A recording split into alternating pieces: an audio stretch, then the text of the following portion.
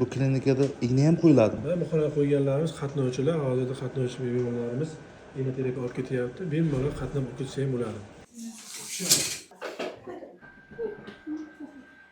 Lesiya nevrit bilan o'sha bu kishi ham 2 yil oldin lesiya nevrit bilan shu yuz nevrit bilan tashxis bilan davolangan. 2 yil davomida 50% yaxshi bo'lgan, 50% yuzda qiyshayshi, qoshning ko'tarilmasligi, asoratlari 50% 60% qolib ketgan.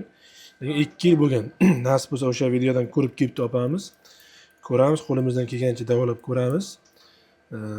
Shifosini bersa, nasib bo'lsa maksimal harakat qilib yaxshi qilamiz. Yana bitta gap aytishim kerak. Hech qachon garmon bilan davolamaymiz. Hech qachon. Garmon bilan davolasak doktorchiligimiz qayda qoladi deydi-ku. 4 ga qo'ysak ham grad ana shu dozasini. Bunaqa 4 ta ham chizmaydi-da. Yana o'rtarasizmi? Bittagina. Sovuq ter chiqib ketyaptimi?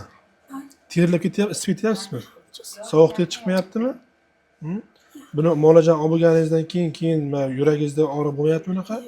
Bizlarga bo'lmayapti. Nasib bo'lsa maksimal qo'ldan kelgancha harakat qilamiz. Shifosini beraman desa hech gap emas, xola. Harakat qilaveraylik-chi. Chunki nima uchun bunaqa deyapman? O'sha bunaqa kasalliklar 2 yildan keyin o'sha nervlar ancha qotib bo'ladi, impuls o'tmay qo'yadi. Ozgina chidaysiz, xola. Qancha ko'proq olsangiz, shuncha stressatsiya yaxshiroq bo'ladi. Har bitta kasallikni vaqtida to'g'ri vrachga borsangiz, shunaqa asorat bo'lmaydi. Mayli bo'ladi bugun sizga.